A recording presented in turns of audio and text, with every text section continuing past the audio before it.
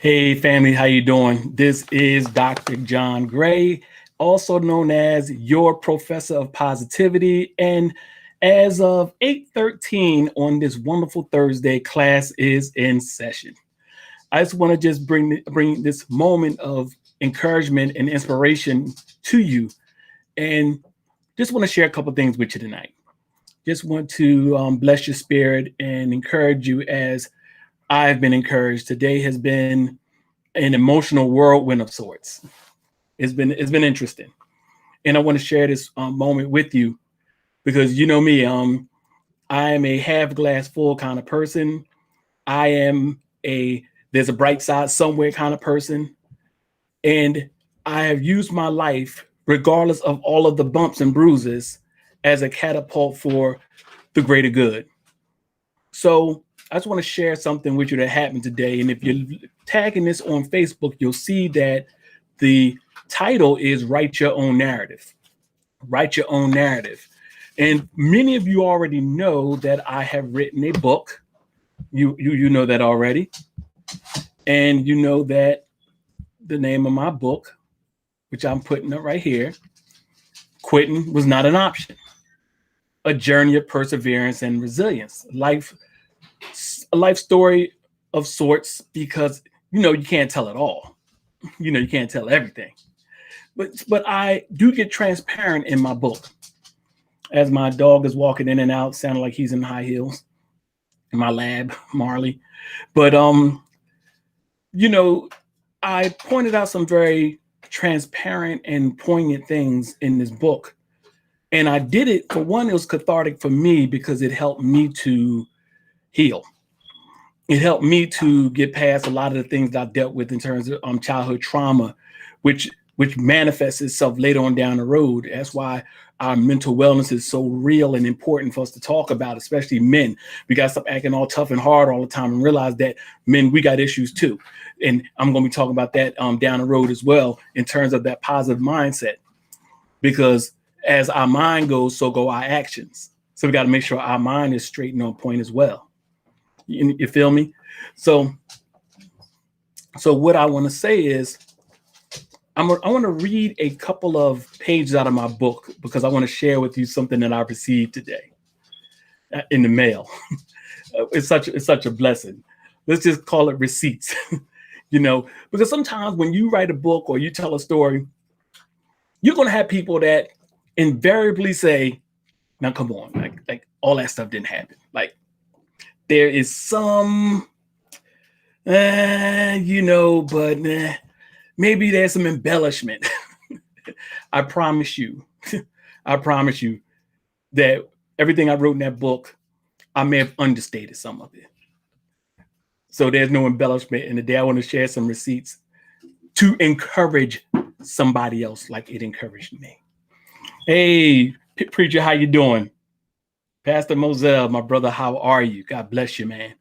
So this will happen when you're 52. You put the reading glasses on. There we go. This is what happens. This lets you know that it's getting real up in here. Doc got his reading glasses on. Okay, I want to read something for you real quick. Okay, I'm gonna do it in my best. Let me see, my best. Is it Morgan Freeman or James Earl Jones? No, I'm gonna do it in my best John Gray. There you go. And this is chapter 2, entitled Penn Station. And this was right after my mother passed away. And then 3 weeks later, I found myself in a new school. And the first assignment my teacher gave me was to write about what I did that summer. I did not make a good impression at my new school because I refused to do the assignment. The teacher blurted out to the class, "I see we have a new hard-head student." What she did not know was that I could not bring myself to write about losing my mother and having my world torn apart. How do I share that with a strange teacher in a strange school in front of a strange class? In hindsight, I never did fit in during those next few years in school. Kids can be cruel and adults can be worse. I got into so many fights because the kids wanted to remind the new kid that his mom was dead. Teachers took my demeanor as disobedience and arrogance, when I was only guarding myself against hurt and ridicule. I was losing faith in adults because I felt like I had no one who loved me. I was shuffling between an unloving home life and an uncaring school life. I had one teacher actually call me a stupid little boy because I did not know an answer to a question. To this day, I can hear the word stupid little boy ringing in my ears. I carried those words with me through high school, college, and across the stage when I received my doctorate degree. In a strange way, I thank her because I used her slight to fuel me to excel. I even got the chance to tell her as much when I met her again at a teacher's convention. I reintroduced myself to her and she barely recognized me. I condescendingly said, "I'm the stupid little boy from your 8th grade class." As she searched for words, I told her it was okay because I used it to my advantage. She asked what I was doing at the conference. I showed her my convention badge because I was a teacher by then and said, "I'm here for the same reason you are. I am a teacher." I must admit, that moment felt good. Teachers called me stupid. I was left back in 8th grade and had to go to summer school so I can get promoted. I had an overall miserable experience in school. Yet, I was able to become a teacher and never do to children what was done to me. Family, what I want to share with you is the receipts. I had an aunt, my Aunt Frances, who passed away a couple of years ago. I was privileged to preach her eulogy. And during her eulogy, I talked about how during that year where I was left back, I was doing so poorly. My aunt tutored me. She literally came to stay with us because me and my brother were doing so poorly in school, me more so because I was failing. He was floundering, I was failing to the point where what I'm about to show you is the receipts for that. And my Aunt Frances took the time, even though I was failing, to sit me down at the table, to work with me, to intercede for me, to advocate for me. And I remember those times. And during the funeral, when I was giving the eulogy, I mentioned my gratitude to my Aunt Frances for the work she put in because her seeds of blessing came to fruition because eventually I became an educator myself. She didn't give up on me. She didn't give up on me. And she planted the seed that God watered and brought the harvest eventually. And during the message, my cousin and I, her daughter, my cousin Celeste, we caught each other's attention. And afterwards, she said, "John, I remember mommy telling me about that. And I found some old papers that she kept of yours from the time she worked with you." I was like, wow, that was incredible. And that was over a year ago that we talked. Today, I get this in the mail from my cousin Celeste. And it contained a folder that says, "John and Larry, Schoolwork 1982. John and Larry, Schoolwork 1982. And look how thick this folder is. Oh my goodness. I felt like I was going back down memory lane. And I'm going to be honest with you.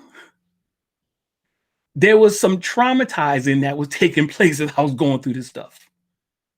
I was revisiting some of those old voices. I was revisiting some of those old taunts. And then I opened it up as I'm opening it up now.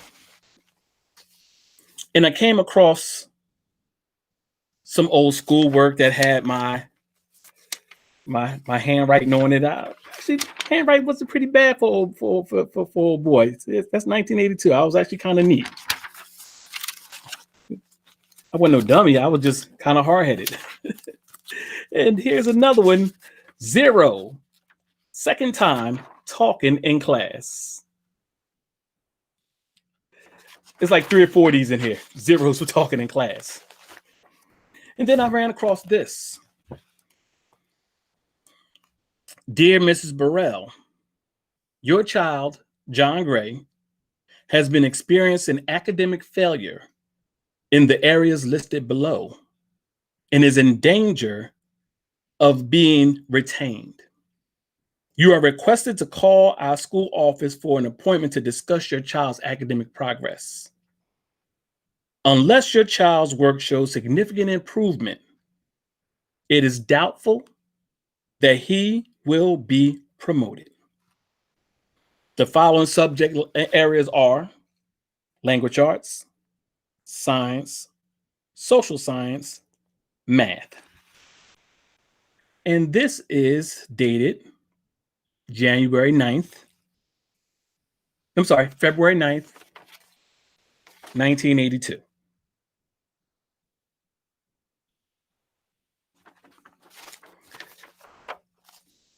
So in reading that, mind you, I'm a 13-year-old kid. 13-year-old kid. I came across something else. I came across a progress report.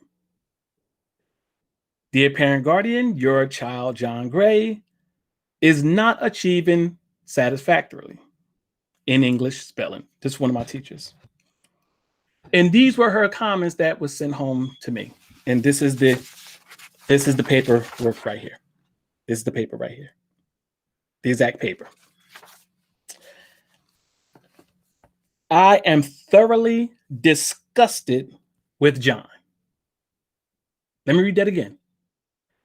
I am thoroughly disgusted with John. He understands the work. He reads and writes well, but he does practically nothing. Signed, Miss Helen Morales. She's since passed on, so that's why I'm using her name. I would have kept the name if she wasn't passed on. I am thoroughly disgusted with John. He understands the work.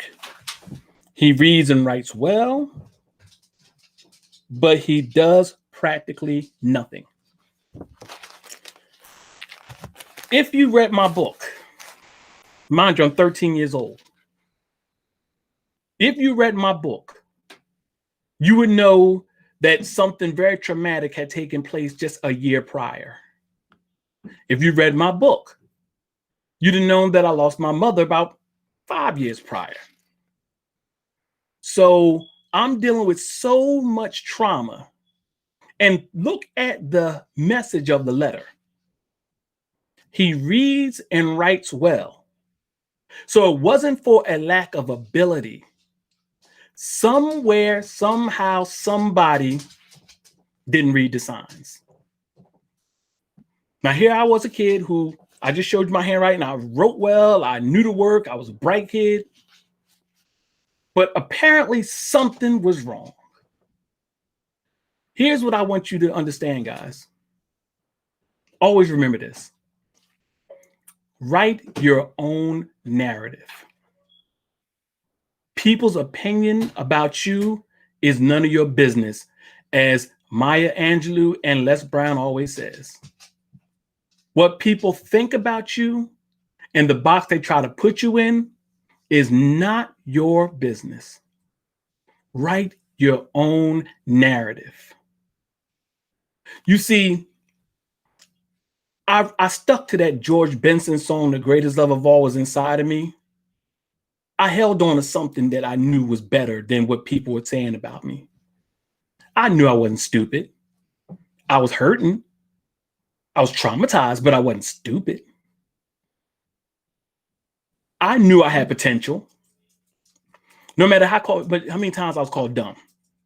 I knew my capacity. I knew my capability. When you know what you're capable of, don't let anybody tell you different. When you know what you can do, don't let anybody tell you different. Believe in yourself.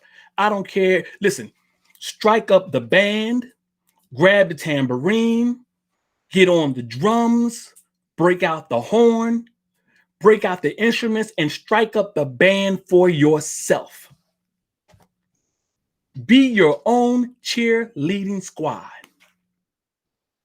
Toot your own horn, as they used to say. Toot your own horn. Because if you're waiting for people to come around to toot your horn for you so that you can get motivated and get inspired, you might be waiting for a while. Because the law of averages says that there are more people out there who are willing to tear you down than there are to build you up.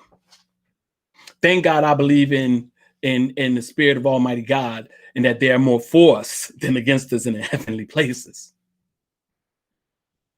But write your own narrative. Make a decision that you're going to live up to your potential. You're going to live up to the God-given ability that's in you that you know is there. People can write you off. People can put you in a box. I had a miserable school experience, but I didn't let it break my spirit. If anything, I said, I'll show you. You ain't got to believe in me. I believe in myself. And if I believe in myself enough, God will put the other pieces together. Because God has put some wonderful people in my life, simply because I did not lose hope. So many students have their wills broken and their spirits broken in places that we call halls of academia, places of education, places where they're supposed to be built up, but they have their spirits broken. I refused. Hear me clearly. I refused to have my spirit broken. Refused. Life throw at me what you will, but I refuse to quit. I will find a way. The universe is going to be like, what is that fool doing now? He's still knocking on the door. Yes, someone's knocking on the door. Somebody's ringing the bell. Do me a favor, open the door and let them in. I'm going to still knock on the door. I'm going to find a way in. Because I have an unwavering belief in myself. And I trust God with the details. I trust God with the results. So, my brothers and sisters, people, write your own narrative. Let me ask you a question. If you had one opportunity to do the one thing you've always wanted to do, and you were instantly given that chance to do it, would you go for it? Would you do it? Then pose the question again. If you were given the one chance, the one opportunity to do the one thing you've always wanted to do, and if you were given that opportunity, would you do it? Most of you will say yes. That chance has been given to you. It's called your life. This life is precious. We have one go around. We don't have we don't have a second act. We have one chance. God has given us the most precious thing he's ever given us, and it's called life. And you get one chance, and that is your opportunity. Make the most of it today. Make the most of your chance. I don't care how many times you've been put down, let down. Trust God and believe in yourself. This has been Dr. John Gray, your professor of positivity. And for now, class is dismissed. What I want you to do is I want you to go to my website. It's scrolling at the bottom of the screen. drjohnegray.com. If you want to hear more about my journey, and if you want to be inspired, if you want to be empowered, get the book. I'm going to put it back on the screen. There we go. Quitting was not an option. My journey of perseverance and resilience.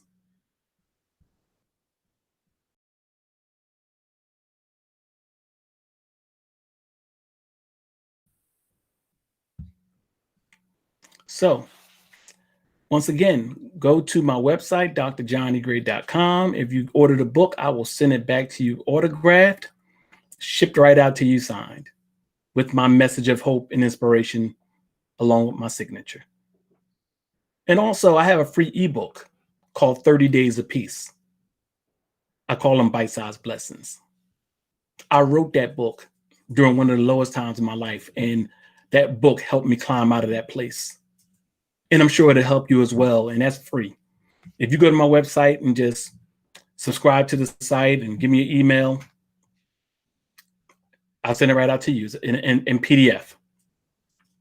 And that's called 30 Days of Peace. So give me a holler. Get at me, drjohnegray.com. I'd love to hear from you. I consider myself a resiliency coach. I am a resiliency coach. And this live was simply to, some people can talk about things from an experimental perspective. I talk about things from an experiential perspective.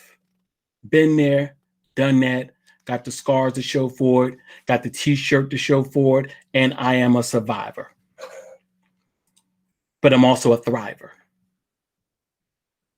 So if you stuck and you feel like you're in that place that you stuck and you want to get unstuck, or you just need a bit of encouragement to keep on keeping on, you want to talk to somebody who understands, non-judgmental, because trust me, if you read my book, you'll understand that there's not a judgmental bone in my body, because I'll be a lying hypocrite if I was. Come talk to me. Email me. Go to my website. Shoot me your email address.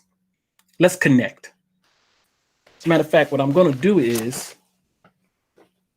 I'm going to put my email address on the screen as well.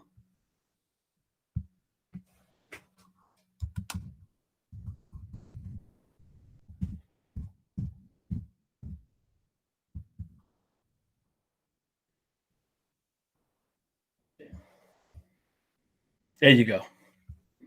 So there's my email address. drjegray@gmail.com. So you have two ways to reach me. You can reach me through my website or email me. If you need some inspiration, some encouragement, hit me up. Get with me. Let's take this journey together. Let's make it happen. God bless you, family. From my heart to yours, I love you. And I want to share that with you, just to let somebody know that just because things start out bad, that don't mean that that's the way they had to end up. God bless you, family. Have a wonderful, awesome, blessed night. And I look forward to hearing from you soon. I look forward to hearing from you. Take care. Have a wonderful, awesome night.